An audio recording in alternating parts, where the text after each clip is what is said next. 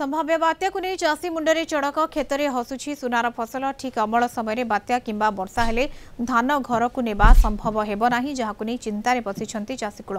एने अधिक आलोचना करिसंती आम राजनगर रिपोर्टर दोलगोविंद जेना। क्षेत्र हसुची सुनार फसल चाषी खुशी थिला चलित वर्ष धान मध्य भल होइथिला अमल करवा नहीं चाषी बहुत खुशी रे थिला किंतु संभाव्य बात्या सेनार को नहीं एबे चाषी मुंडरे चढ़क पड़ी जदि बात्या हुए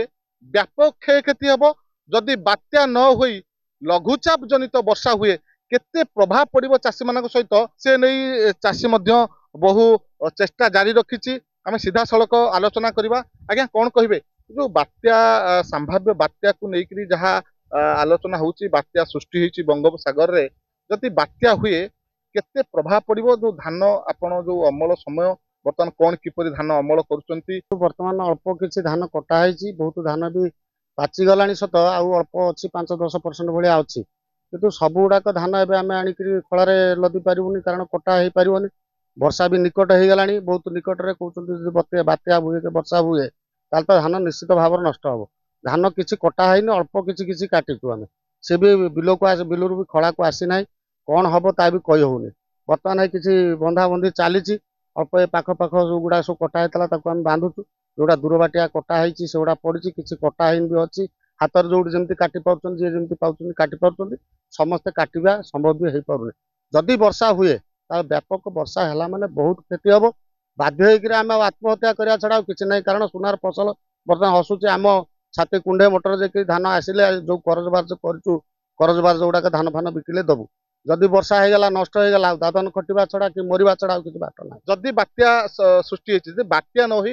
केवल वर्षा हुए लघुचाप जनित वर्षा हुए ये वर्षार केते क्षति हम वर्षार भी बहुत क्षति हम कहीं धान पाचिला धान अधा शोची वर्षा हेले से माटी धरी पकेब आ माटी धरी पकेला पर से बहुत क्षति हम जदि वर्षा न हुए से वर्ष सुनार फसल होता भल होता मोहन माझी सरकार चाषी को प्रोत्साहन दवा संगे संगे चाष प्रोत्साहन चाषी बड़ आकार रे चाष करुँच किंतु ये जदि क्षयक्षति हुए से मेरुदंड भांगी आगामी दिन में चाष भी करेंगे ना पिला छुआ भी भासीजे बहु करज बरज कर चाष कर। आज्ञा कौन कहे जदि वर्षा होची बात्या आसुची ये बात्या को नहीं केते भयभीत अवस्था अच्छा चाष अमल को नहीं केते आपण भयभीत अवस्था अच्छा केमिति धान अमल करके नेबे बोली भाबुचंती धान कौन कि नमु आमती दुख कष्ट पानी छाणिकी नमु आ कौन करमु पिला छुआ भासी आपर तो गरीब मु पर निज जमी ना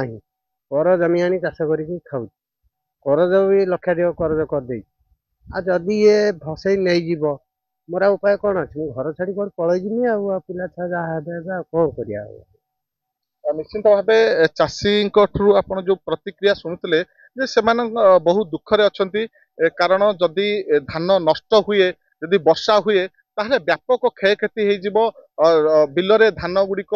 नष्ट हो चाषी अमल करें ना अमल समय जदि वर्षा हुए ताहले चाषी व्यापक क्षयक्षति सहब बोली जहाँ चाषी मैंने प्रतिक्रिया केन्द्रापड़ा जिला राजनगरु दोलगोविंद जेना कलिंग टीवी।